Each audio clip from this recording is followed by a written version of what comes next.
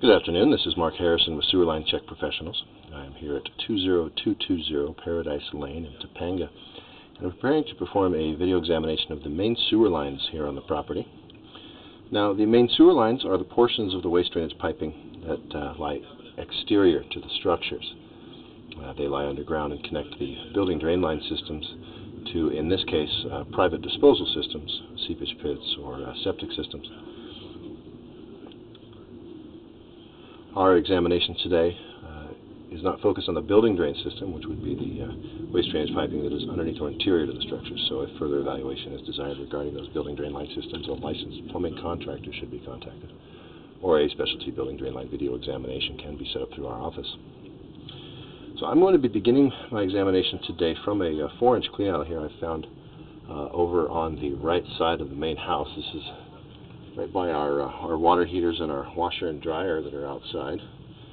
And just before we go up the steps to the back here, down at the base of those steps is this orange cap. Now this is going to get us into I guess the secondary system that services this, the downstairs of this main structure here.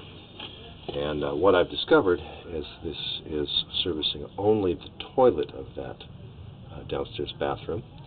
The sinks, shower, and bathtub drain out through a pipe that drains out onto the property, down to the lower right there. Now, in a normal situation, that's something that is not allowed, but it is a very common situation here in this area. It's almost looked upon as acceptable, but by code, that's not something that is allowed. All right, so what we're going to do is we're going to drop in here and we're going to run down to the receptacle or tank that catches the waste from the toilet. And I'm going to drop in here, and first thing I notice is this cleanout is installed backwards.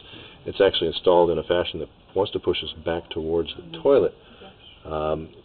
Fortunately for our purposes today, this is also an improper fitting, so I'll be able to maneuver the camera around it, push backwards, and actually essentially the right direction in the pipe, but I don't know that you'd get a snake or anything like that around it. So we're going to kind of jog around here, make a couple turns, and then run down towards the pool area deck.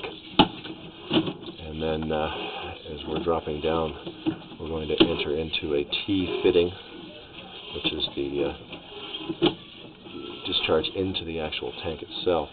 As we get down to this lower end here, you're going to see that blue-colored running glue essentially here on the pipe.